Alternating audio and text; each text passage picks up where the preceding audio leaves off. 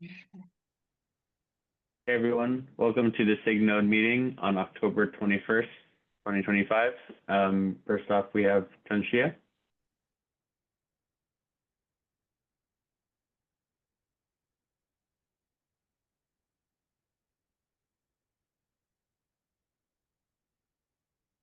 I believe you're muted.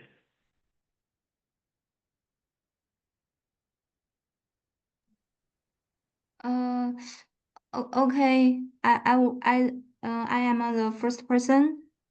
Can I start? Yes, please do. Okay. I want to share the screen. Okay, you should be able to.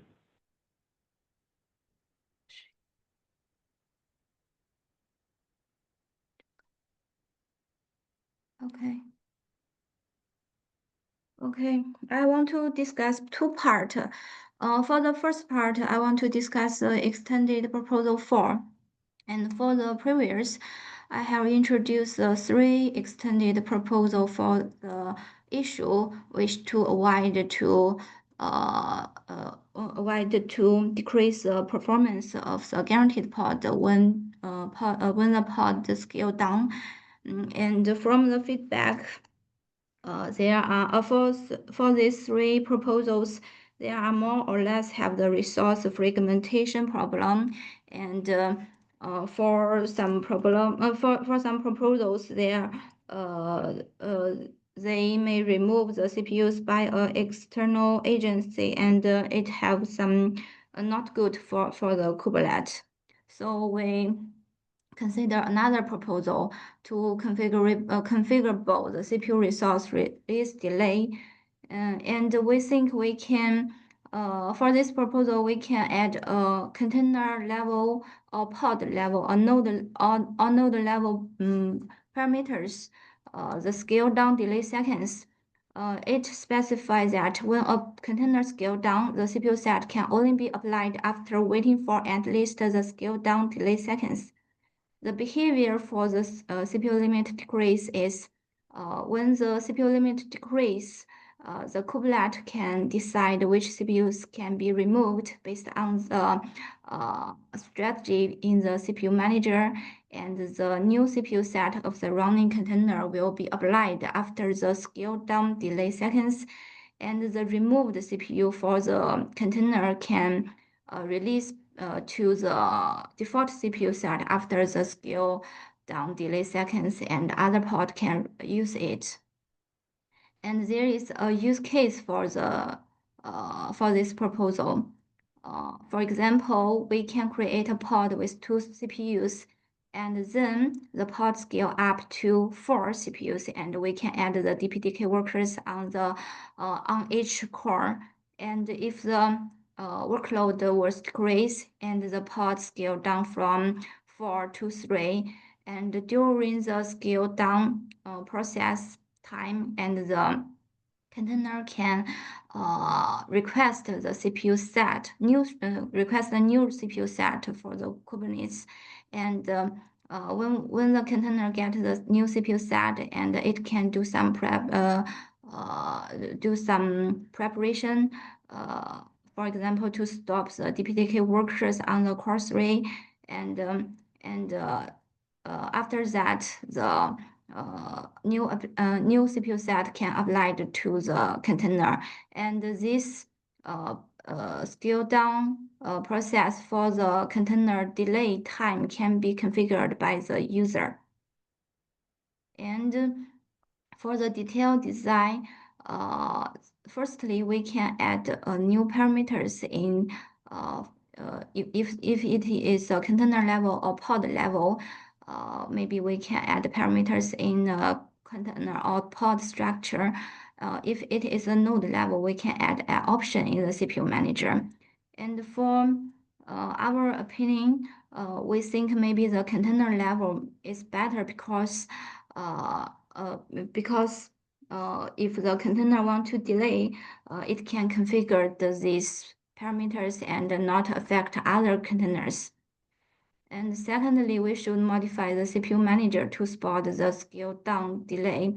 For example, in the allocate function, after allocate the new CPU set, when scale down, it should skip to release remove the CPU into the default CPU, and we can start a scale down timer. And then in the reconcile loop, if the timer exceeds the scale down delay seconds, we can release the removed CPU into the default CPU and then apply the new CPU set.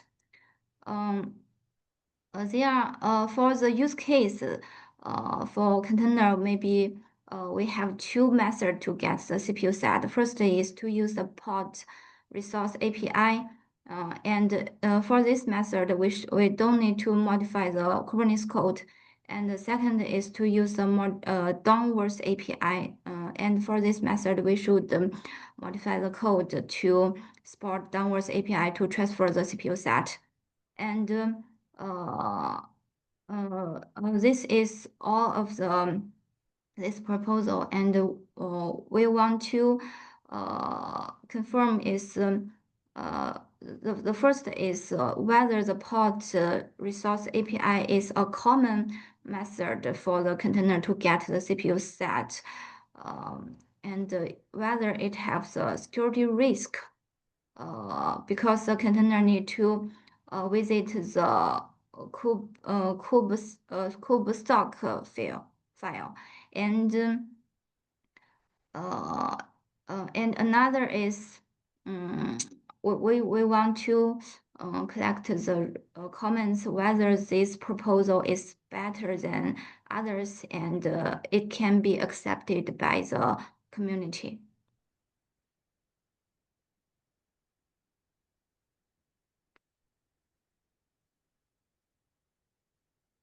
Yeah, this is the first part I want to discuss.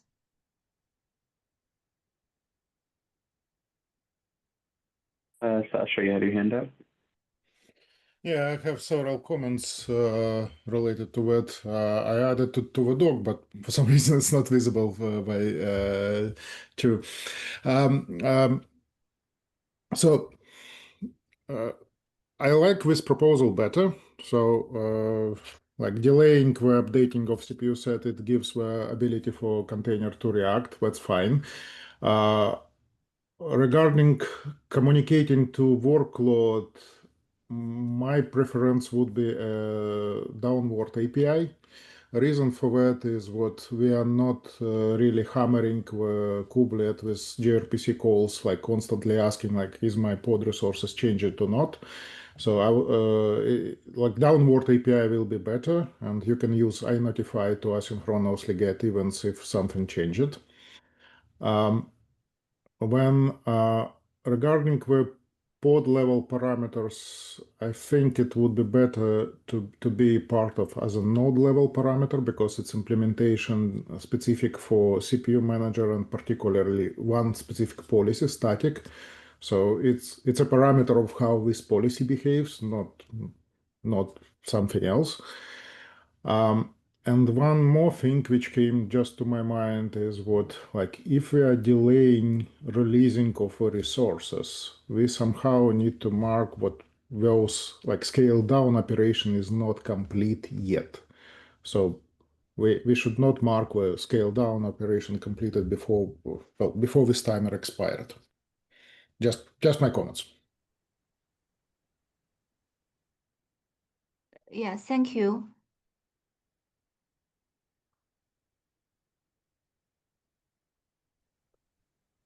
Yeah, my first reaction is the idea of artificially delaying releasing the resources. I worry about the implications that could have if the resize is marked as like, okay, we've allocated it, we're planning to release these resources, but they don't get immediately released.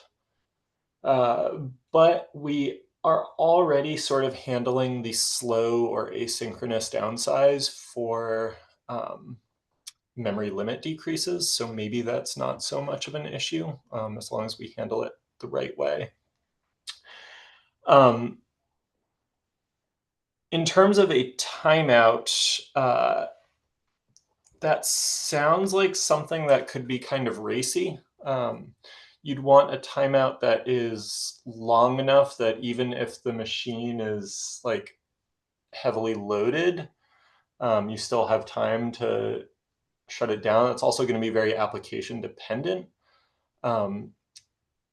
But then you're creating this kind of artificial delay for workloads that don't need that. So I feel like a better approach would be to have some sort of signal that the workload could say, I'm ready for, basically let the workload act the resize. But we'd also need a way for to know whether it's a workload that will act the resize or if it's kind of a older workload that isn't going to act the resize and just should be downsized immediately. Last comment, in terms of adding an API into the pod, we don't have an API in the pod to say anything about static CPU assignment or allocation. We don't even know if a pod is using static CPU assignment in the control plane. And so I feel that feels like a prerequisite to adding resize controls specific to static CPU assignment.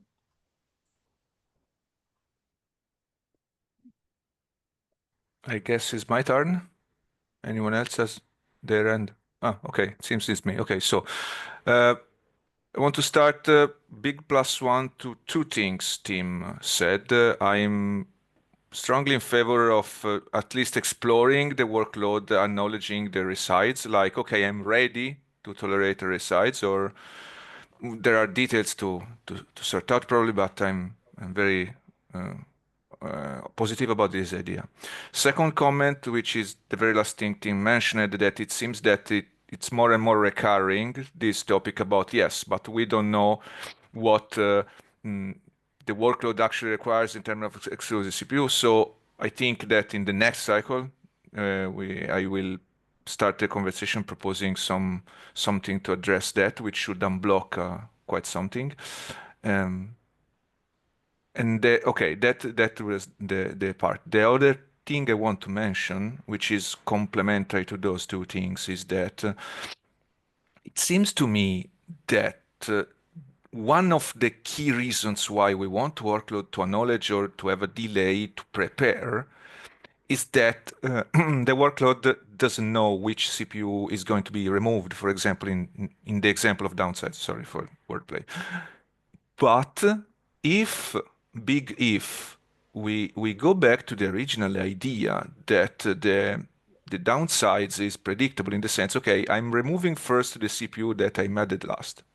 I'm not saying that should be the case, but if we can make it predictable and part of the contract, that the requirement should go away. Or, in other words, I don't see why the workload should, I mean, expect a random CPU to be deleted. So that could be something we may want to explore as well.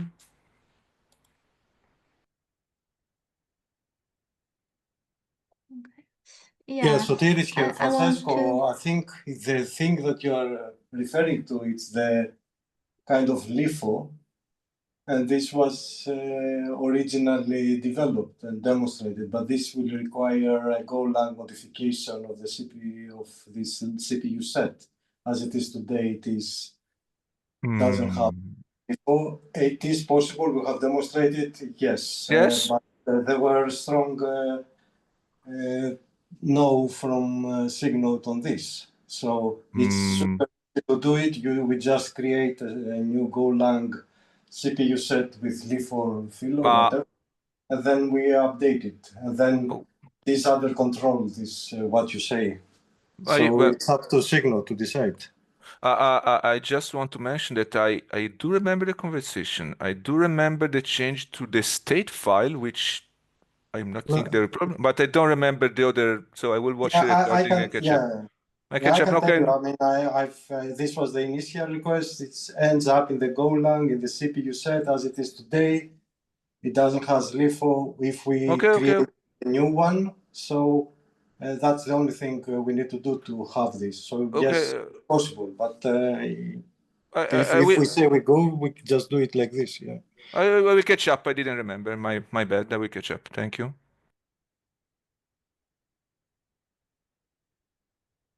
Yeah, but this is not design. I saw the comment. It's actual code. So it is in the. I can refer to this the only modification we did.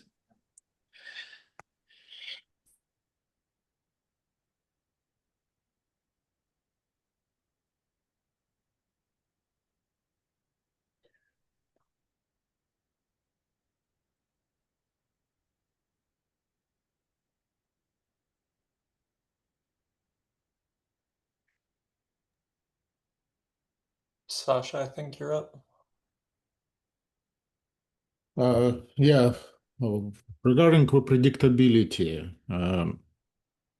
I made that comment earlier. So practically,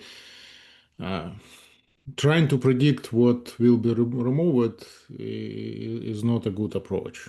I mean, it's several like race conditions or different idea of different, like this LIFO leads to resource fragmentation and like a lot of memory consumption to keep it in track in which order it was added for each individual container, especially like if there are a lot of like ups and downs on scaling. Second thing, like for applications which are really critical for it, like removing the last one or removing in some predictable order, it's not necessarily what this application will be ready to do it, because like the work thread which like using that core, not necessarily it will be finished at the same time. Reacting to changing CPU set, we can do like in two approaches. Like one like with timers or whatever kind of notifications we are going to remove. It's one scenario. Second scenario is like we can always give a chance to the kernel to do the right thing in the scheduling or migrating the task. So what is happening in the kernel side? If you have a thread which is pinned by set affinity to single CPU core, and this CPU core for some reason got removed from CPU set, the affinity got reset to whatever is allowed by the C groups. So it means the kernel will find the least consumed CPUs from this set to migrate the thread. So application, if it's really want to be like single core pinned, periodically can get or can call get affinity and see if so for some reason it got changed, it can repin it or reaffinitize it itself to some other thread. It's all possible. So this predictability is, I would say, like overrated, in my opinion.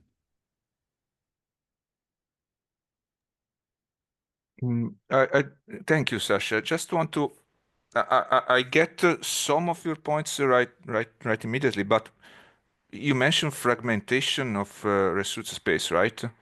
In the LIFO approach. Yes. Okay, which I get, but okay, let's take to another extreme. The random downsides. Okay, not like the last two I added, maybe something in between. That will cause fragmentation as well. What I'm trying to say is that fragmentation seems to be at possible mitigated, not avoided. Is that does that match your experience? Fragmentation can be minimized. So Okay. practically, like imagine the situation. You have a long life cycle of a container. So at some point you have a free node. So you can like adding the cores which will be like properly cache aligned. At some point in the node, you got to a state where like you need to allocate one more core, but it will be from different cache zone. So you got like one more core from like different cache zone. And then after some time, again, you have enough free resources on the node, so like you're keeping scaling up, you get another like good aligned on the cache cores. So what you have is you have majority of CPU cores properly aligned on the cache, and then somewhere in the middle of that order, you have a core which was misaligned. So when downscaling, it's better to remove that one misaligned core in the middle rather than trying to remove properly aligned cores in the end. Just one example of LIFA approach. Okay, I think I see what you mean. Okay, but okay, no, I'm just thinking about scenarios. So okay, could be more edge cases. But so in the end, it seems to me that the only reliable approach will be having the workload be able to dynamically adapt, like you mentioned a couple of times, and to migrate, right? We are talking about the workload which can be scaled up and down. So it's in any case the workload. Workload is not the owner of the node. So orchestration owns the node. So orchestration makes a decision, are we giving more resources or less resources? So application in any case needs to be able to react on that. The question is how it's reacting, how it make it reliable. So all these options is more to give some warnings or some reliability to applications, how it can react more nicely, I would say. Yeah, but Alexander, I mean, we all agree that if we have a CPU set ordered, then all these proposals are not necessary, since the predictability and the orderability will be provided by the CPU set. Correct? Incorrect. Again, the ordered list works only in the demo when the machine is empty. When you have many workloads running, many workloads, I don't understand the comment. I have done it with many workloads, and it has ordered. What it will not work if someone with multiple workloads in the same node modifies the CPU set numbering, which is not possible. It has to restart the kubelet with a different CPU manager. So it has been tested with multiple workloads. I'm not talking about the renumbering. I'm talking about a scenario when the workload is when on the scale up allocation, allocated resources are not the best ones. But in scale up, we don't have an issue. Scale up, it always satisfies the proposal, what you already have. The only thing which we question here is the scale down. And if we have the predictability that always the highest CPU set number, it will be removed. Okay. Then this is what imagine the scenario. You have a DPDK application. So you get a traffic flow, right? So you have 4 queues which is processing the traffic. And when you got a bit more traffic, so a 5th queue is added. And the flow is processing on that thread. But when some of the previous flows stopped, like flow number 2 or flow number 3, and you are going to kill the thread number 5 while it's still processing the data. So you cannot predict what application is still using the core, the last one. But the application, of course you cannot, but the application, what we are saying here, all these extended proposals, they just want, in my view, except the proposal 4 perhaps, but even and method 2, all of them have the negative that they will impact the scalability. That's what I don't like with these extended proposals.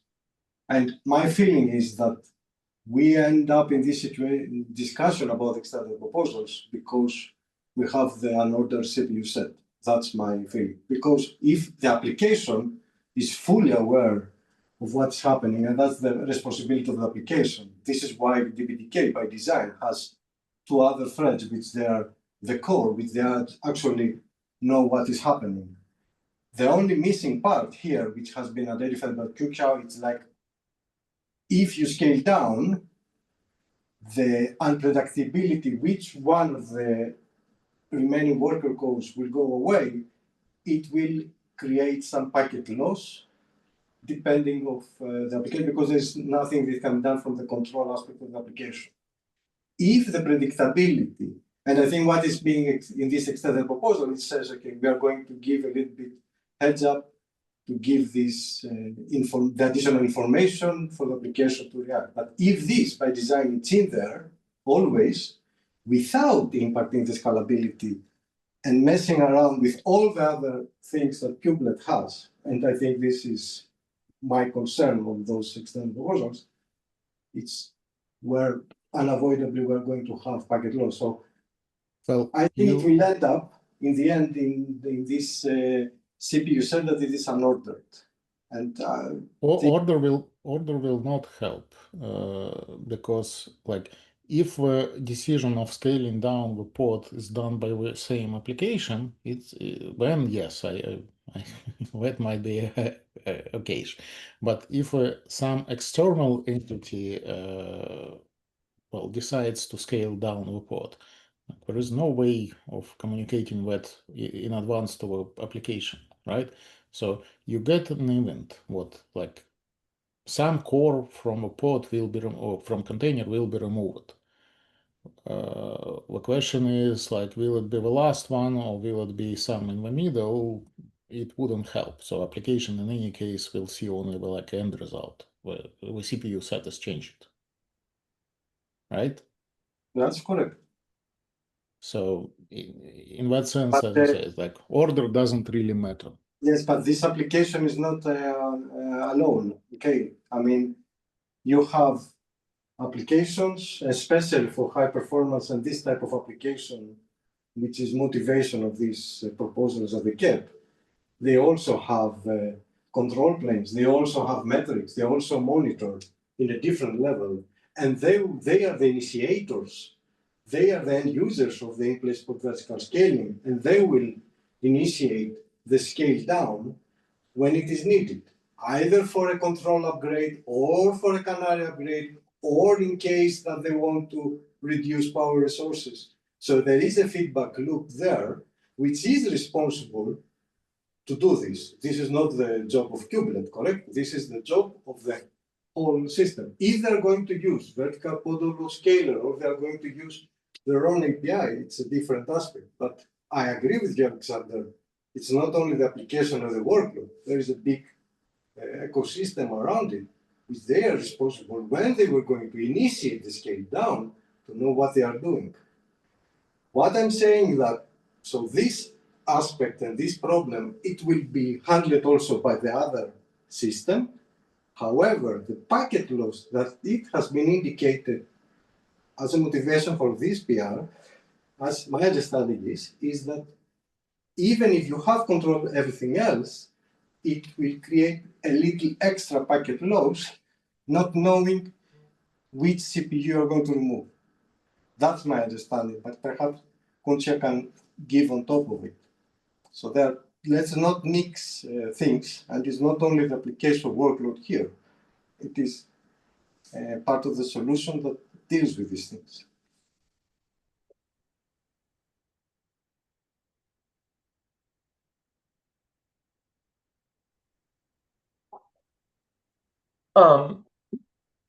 To build on that comment, I'm trying to understand the use case here a little more, and specifically trying to understand how application specific this problem is.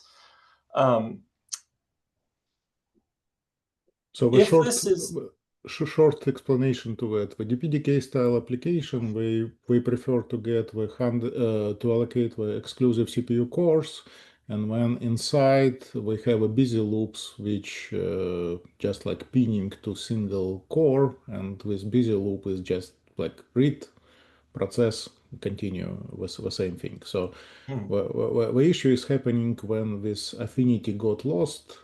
So this thread is got rescheduled to somewhere else.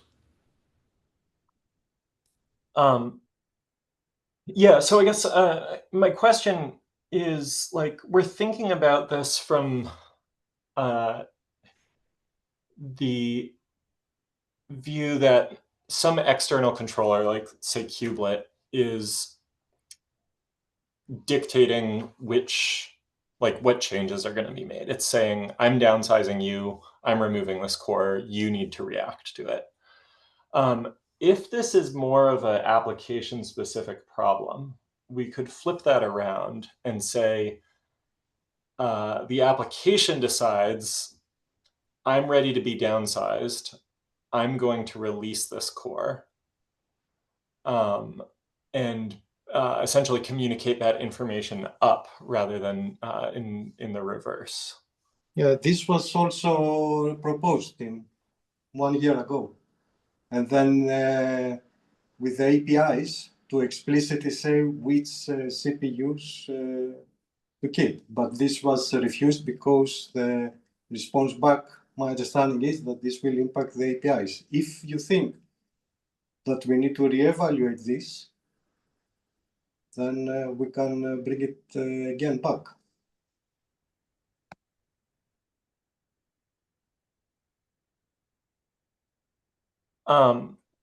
Yeah, I'll need to go back and read that discussion again. A year ago was a while ago. I did some comments about that. I do remember that part of my concerns was that the part of the communication, from the workload to the equivalent or also actually in the API was that, hey, I want to release CPU 12. So the exact detail of allocation was finding its way up to the API, which I did remember this is something we try to avoid because, declarative approach. So, okay, I'm ready to downsize. If it is something like I'm ready to be downsized them and I can release 2 CPUs, that would have been no concern from my perspective. But the problem is that it was out of necessity, exposing the API, hey, I want to release CPU 3 and 17. And that was my own concern.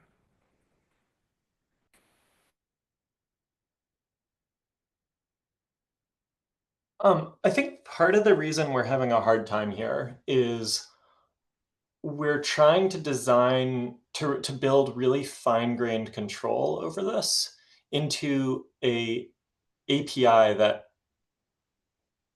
gives almost no control to the pod, right? So this is configured by saying you're using static CPU policy. And the pod doesn't even choose to elect to be in static CPU policy. It just sets itself to guaranteed, and everything else is managed kind of behind the scenes automatically. And now we're trying to have really fine-grained control over which CPUs get released and how that's managed. I feel like there's a kind of a bigger problem here of how do we build more control into the API, and that's kind of what we're trying to do around exploring using DRA for this. And I wonder to what extent we want to build this level of control into the core CPU manager versus kind of referring to that. I think we have to be a little bit seeing the whole history. I mean, now and being involved the last 2 years almost. This is a use case of, let's say, mission-critical applications, which they depend on CPU affinity, like DBDK, and this is very vital in telecom because traffic loss is very important not to be missed. And features like in-place pod vertical scaling, for example, which they are very, very to the spot, and they are very, very useful for a lot of cloud-native use cases.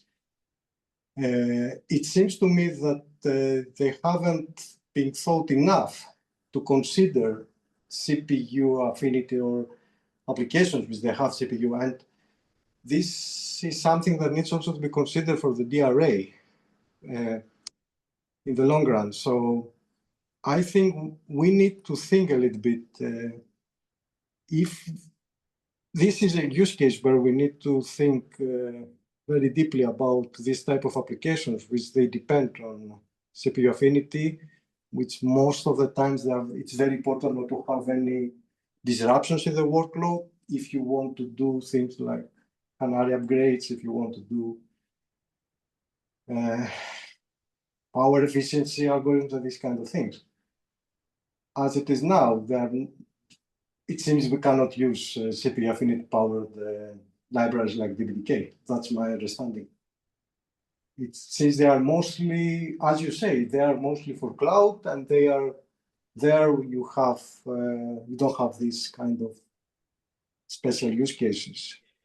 So I listen to your comments, but I want to highlight this in order not to think that something else will solve everything. Something else will solve everything if we think enough about these things. And the CPU manager and the CPU static policy, it was driven with this kind of application. So there has been a little bit dichotomy here, like things have been involved for non-CPU static policy applications which are being used. But in fact, they're being used very heavily in a lot of industries. It's not only telecom, which is being used. But yes, I think you have a point in mind. We cannot solve it now, but yeah. I think we should openly address a topic which is recurring, because we are also exploring the same topic from another angle in the CPU DRA driver, which is, up until now, the resource requirement with all, the hiccups and along the way was like, okay, my workload wants so many exclusive CPU with these all on the same NUMA zone, for example, all sharing the same or the less amount of possible last level cache, but we didn't allow the workload. We are pushing back against the workload, say, I want to run exactly on CPU 15, 23, 41, and 72. But there is sometimes a request about that, because this, pick and choosing resources is something that is emerging from different angles. So we are still trending in the direction of declarative, or because of these use cases, we are on a moment on which, okay, maybe we should enable this exact resource request. Because again, I'm raising the point openly because this is a topic which is really popping up from different angle when we talk about high performance application, when we talk about redesigning the DRA driver. So I felt it's worth asking explicitly what our intention still is. Not need to answer now, but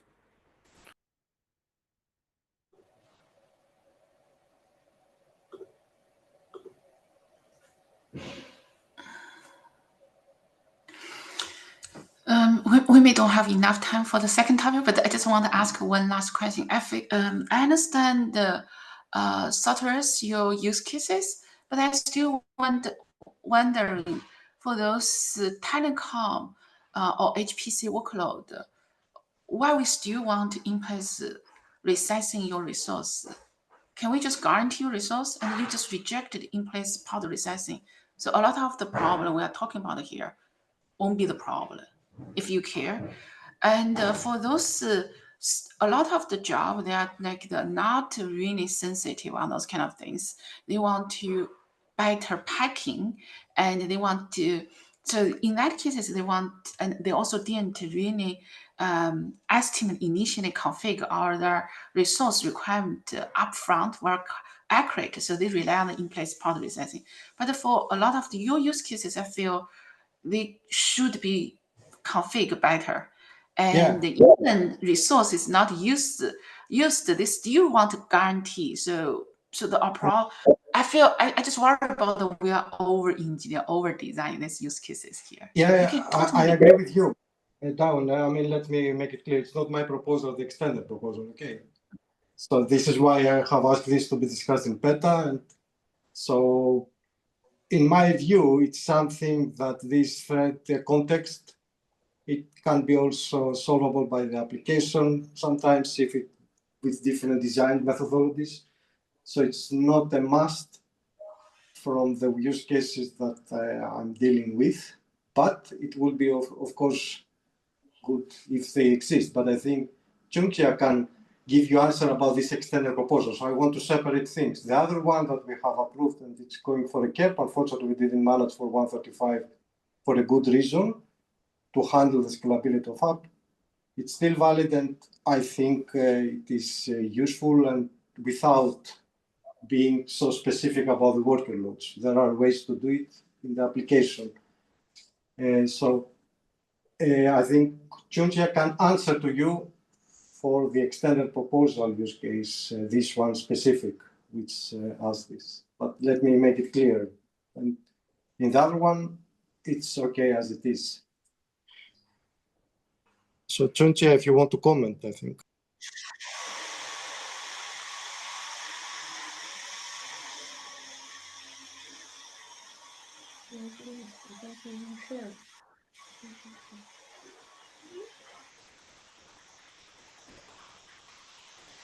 Alison, do you want to comment? For this proposal, even though we have discussed the application have to adaptive the IPVS in place port vertical scale down case, but actually if the application don't know which cores will be removed, and in some cases because the thread lose core affinity and it will share some thread will share the cores with other thread. And for this case, the users need to the app need some time to adapt this case. The application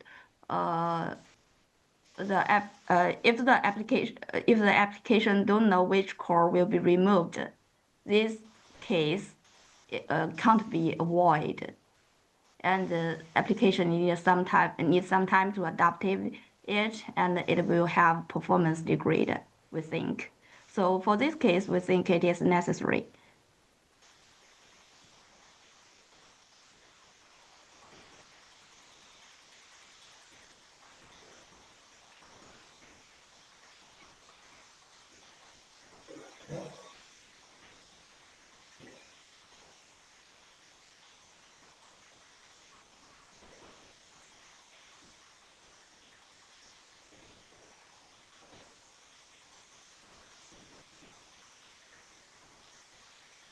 Okay, I think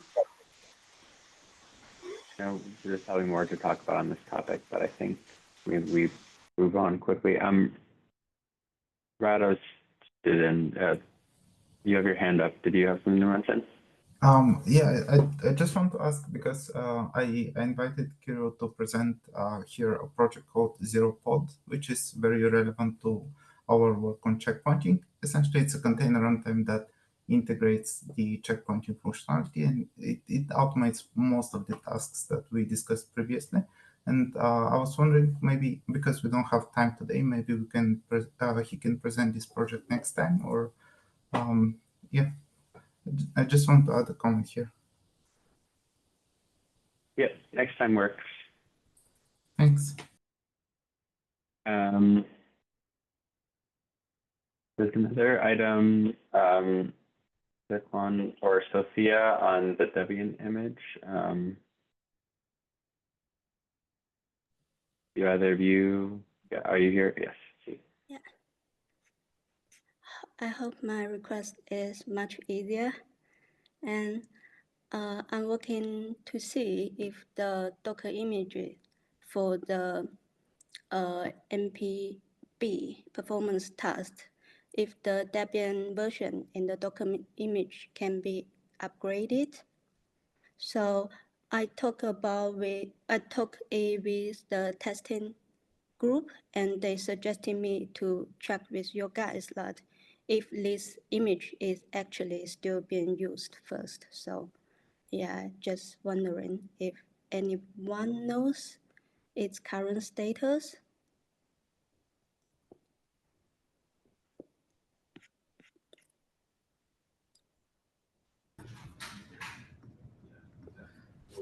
So I took a look at this.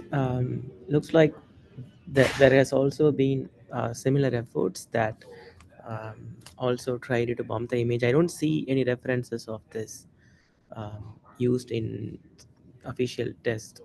And given that it is not upgradable, I think we could review not migrating but deprecating this usage, or you know, I would prefer to like not migrate this if it is not maintainable. It cannot be a reliable performance signal for SIG Node, and we shouldn't give that implication as well. I would think that preferred approach should be to remove this image building job than to try to modernize this.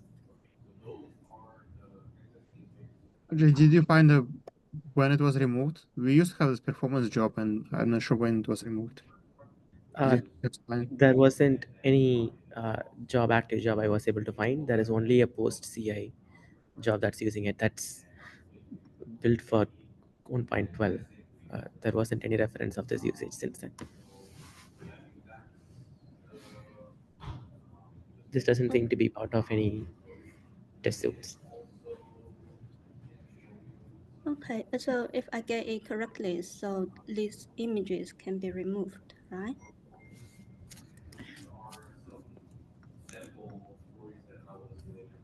That's what I think would be preferred, because so I see you also had tested here that you tried to bump it to recent OS images, base images, and it wasn't working. And maintaining it in master, which is also older, doesn't seem to be maintainable if there were like further dependencies added here. Okay, cool. Yeah, I think I wasn't able to find any existing usages of this. What is a cleanup action? And I think we need to discuss with SIG testing if they are okay with removing obsolete images. I think like that's the part of the effort this PR is addressing here, right? Is my understanding correct? Yeah. That's Yeah, I think correct. yeah, to answer the question on whether it is being used in any of SIG Node tests, it is not, and I don't find any references in the recent discussions or issues other than deprecating. There were also other efforts that tried to clean up or bump up the OS base images that didn't succeed. They were also hanging, similar to your PR. Okay, that sounds what I was hoping to get help with. And could you please leave these comments under the ticket as well, just to keep tracking the information? That would be great. I didn't get your last sentence. Could you repeat that again? Could you please also leave this information under the task? That would be great. Sure, I'll do that. Thank you. Thank you. It looks like the end of our agenda items. Did anyone else have anything that we wanted to talk through?